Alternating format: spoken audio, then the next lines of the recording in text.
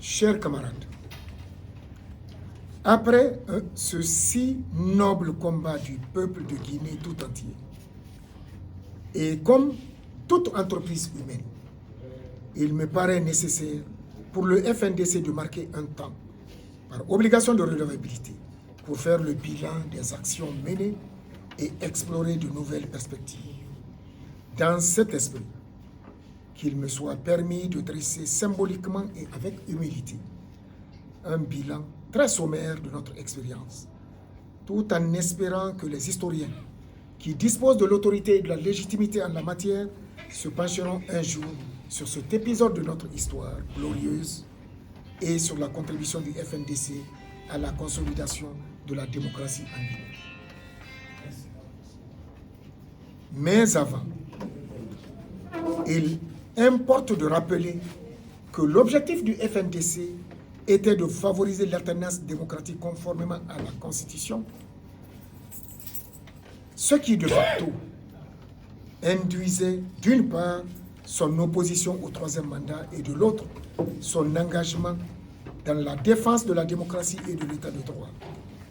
Donc, si le FNDC a engagé notre peuple dans la lutte, c'était bien plus une question de principe qu'un problème de personne. Ainsi, on peut noter les quelques succès ci-après réalisés par le peuple de Guinée dans son combat contre le troisième mandat sous la direction du FNDC. Premièrement, le rassemblement inattendu de la majorité des Guinéennes et des Guinéens autour d'un idéal commun. Malgré nos différences et nos divergences, dans un environnement de forte rivalité, aura été le premier succès. En gagnant ce pari, le FNDC a permis de prouver aux observateurs les plus sceptiques et à l'opinion internationale que les Guinéens peuvent s'entendre et s'unir lorsque l'intérêt de la nation est en cause. L'onde de choc provoquée par l'image de cette unité, affichée le mercredi 3 avril 2019, déclenchera un engouement populaire inédit tout en déstabilisant ceux qui misaient sur la désunion. Deuxièmement, l'obtention d'un consensus unanime sur le leadership du mouvement dans un contexte de suspicion généralisée a été la manifestation évidente de la confiance éveillée par le FNDC, mais surtout un signal fort de la volonté des leaders membres à renforcer l'unité retrouvée. J'ai été honoré d'incarner cette unanimité. Troisièmement, l'espoir suscité par le FNDC au sein de l'écrasante majorité de la population a constitué un facteur puissant de motivation et de mobilisation des Guinéens, aussi bien de l'intérieur que de la diaspora. Quatrièmement, la création et l'animation d'un dispositif stable de coordination déployé sur l'étendue du territoire national et à l'extérieur, sous l'autorité du comité de pilotage et de la plénière, ont garanti l'efficacité des actions de mobilisation sur le terrain. Cinquièmement, l'ampleur inédite de la mobilisation et des manifestations pacifiques de la population, avec parfois plus d'1 million de manifestations dans les principales villes du pays, étaient des succès éclatants, en plus de celles de la diaspora guinéenne à travers le monde, qui ont dissipé tous les doutes de la communauté internationale et suscité des soutiens un peu partout en Afrique, en Europe et en Amérique. Sixièmement, les actions judiciaires intentées parallèlement à la Cour de justice de la CEDEAO et les signalements auprès de la CPI, avec l'appui de brillants avocats guinéens et français, ont forcé l'admiration des peuples épris de justice et de démocratie et mobilisé leur élite. Septièmement, l'intensité de la campagne de communication lancée contre le troisième mandat est suffisamment relayée par les cyberactivistes, les sympathisants et les militants de la cause a permis d'attirer les projecteurs des médias internationaux sur la Guinée et de mettre en exergue la dangerosité de la situation intérieure pour notre pays et pour les pays de la sous-région. Huitièmement, la mobilisation des organisations internationales de défense des droits humains, des ONG, des organisations de la société civile des pays étrangers, ainsi que des milieux intellectuels, politiques et culturels, notamment en Afrique de l'Ouest et en Europe, pour dénoncer et interpeller la communauté internationale, a été d'un apport particulièrement important. Neuvièmement, la mobilisation de la communauté internationale indécise au début a non seulement permis de décrédibiliser le discours des promoteurs du troisième mandat, mais ensuite provoqué l'isolement international du régime. Dixièmement, le lancement de la contribution financière citoyenne, CFC, qui a mobilisé des ressources conséquentes entièrement disponibles et consultables sur Internet, encore aujourd'hui, a permis à nos compatriotes de montrer leur solidarité à notre lutte. Onzièmement, les impacts économiques et financiers de la crise du troisième mandat dans le contexte de la COVID-19 ont fortement affecté la mobilisation des ressources publiques internes et limité les capacités du pouvoir en place. Douzièmement, l'impopularité inédite des autorités d'alors, due à l'entêtement du régime à manipuler la Constitution, aux tueries et aux répressions judiciaires, aux violations des droits de l'homme, aux violences impunément commises par les forces de défense et de sécurité sur les civils, entre autres, ont sérieusement fragilisé le régime. Et la falsification des dispositions de la Constitution soumises au fameux référendum du 22 mars 2020 apparaissait comme une manifestation de la panique provoquée par le combat du FNDC au sein de l'exécutif. L'ampleur grandissante de la nervosité, des dérives, de l'arrogance, de la corruption, de la radicalisation et des répressions entre 2020 et 2021 était incontestablement un autre signe de fébrilité d'un régime désespéré, affaibli et rendu vulnérable du fait du combat du FNDC. L'effondrement des bases politiques du régime et la psychosécuritaire grandissante étaient d'autres conséquences de notre lutte citoyenne.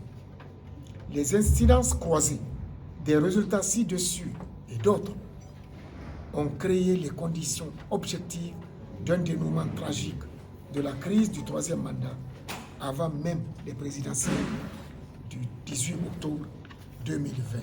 Ainsi, si l'admirable combat de notre peuple sous l'égide du FNDC n'a pas empêché le président Alpha Condé à s'octroyer un troisième mandat, il en aura incontestablement altéré tous les fondements, au point que même les observateurs les plus crédules doutaient désormais de la survie du régime, tant les indices d'un mandat de trop étaient évidents.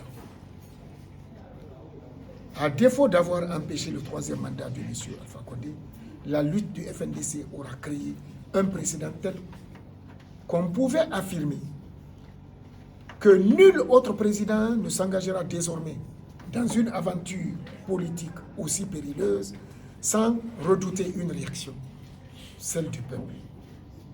On peut tout aussi affirmer que grâce à la lutte du FNDC, l'amorce et la consolidation de la culture de l'alternance ont désormais de beaux jours devant elle en Guinée. Nous devons donc être fiers d'avoir permis au peuple de remplir sa part de contrat sous la houlette du FNDC en menant cette lutte pour la dignité. Je dois saluer très sincèrement toutes celles et tous ceux de nos compatriotes, quel que soit leur grade dans la famille FNDC, pour la chance divine que nous avons partagée ensemble, d'être associés à l'écriture d'un des plus beaux, mais aussi des plus tragiques chroniques de notre histoire. Mais si ces résultats ont été rendus possibles, c'est bien grâce au concours de chaque citoyen guinéen et de chaque ami de la Guinée, quel que soit le moment, la durée, le lieu, la forme et la nature de son engagement et de sa contribution au combat du FNDC. C'est en cela que je veux remercier et féliciter les leaders sociaux, politiques, syndicaux, les notables et les religieux, les artistes et les citoyens engagés, les médias aussi, qui ont participé à la création et aux activités du mouvement, ainsi que les avocats et les hommes de communication pour leur précieux apport au sein du peuple. Je me dois d'associer à cette gratitude tous ceux qui ont souscrit à la CFC. L'avènement du Comité national de rassemblement pour le développement CNRD, suite logique du succès du combat mené par le peuple, ouvre une nouvelle ère pleine de promesses pour notre pays. Nous devons œuvrer à ce que la transition tienne ses promesses dans l'intérêt exclusif du peuple. C'est pourquoi le FNDC doit faire une évaluation rigoureuse du nouveau contexte pour en appréhender les défis plus pertinents et y faire face. Chers camarades, le chantier Guinée est plein de défis. D'autres encore plus citoyens m'interpellent et j'ai décidé de m'y engager. En conséquence, je vous annonce avec humilité et gratitude que je mets fin à mes fonctions de coordinateur du FNDC à partir de ce jour jeudi 3 février 2022. 3 raisons fondent ma décision. Premièrement, dès au départ, j'avais promis de me retirer de mes responsabilités en fin 2020. Les circonstances d'ordre moral et stratégique m'en ont empêché.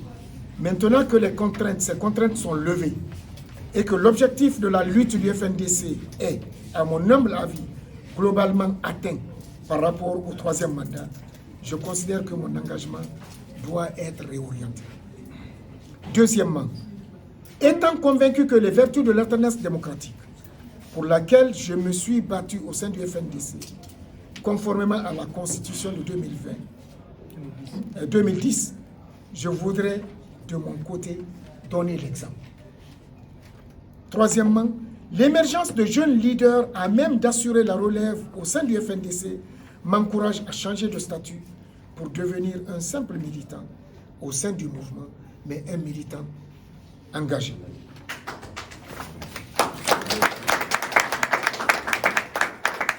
Chers camarades, notre glorieuse lutte a révélé à mes côtés des jeunes leaders au niveau national et régional et des leaders au sein de la diaspora, dont le leadership s'est affirmé et raffermi le long du combat, avec un appoint de grandes qualités humaines et morales. Je voudrais ici vous témoigner combien j'ai eu du plaisir à travailler avec eux et avec vous et d'autres camarades des antennes de l'intérieur et de la diaspora. J'ai eu une famille de plus. J'ai eu de la fierté à vous voir affronter les difficultés, les menaces, les représailles, les injustices, mais aussi les affres de la prison, de l'exil, de la clandestinité et de la privation. J'ai vu comment vous avez résisté à la facilité et à la tentation malgré l'attrait et la corruption qui minent le leadership de notre pays. Votre sens du courage, de l'abnégation, de la dignité m'a profondément marqué. Votre émergence est la matérialisation d'un défi que je m'étais personnellement assigné en prenant la tête du FNDC. Ce défi est celui de la relève. Car pour pérenniser les acquis, il faut bien préparer la relève. Votre leadership est plein de promesses. Et je vous exhorte à maintenir l'élan et à y veiller. Car votre capital, le plus précieux aujourd'hui, mais qui est encore fragile, car C'est votre capital le plus précieux aujourd'hui, mais il est encore fragile et peut insidieusement vous échapper. Nous devons toujours nous souvenir du martyre abusivement infligé aux enfants de notre pays en quête d'un état de droit et parfois tranquillement assis en famille ou rentrant d'école. Leur souvenir doit demeurer gravé en nous comme un stimulant constant de notre engagement citoyen, aussi longtemps que la justice ne serait pas rendue. Nous devons demeurer engagés tant que la gouvernance des affaires publiques serait asservie par un homme ou un groupe d'hommes. Rappelons-nous que le combat citoyen est un combat de tous les jours.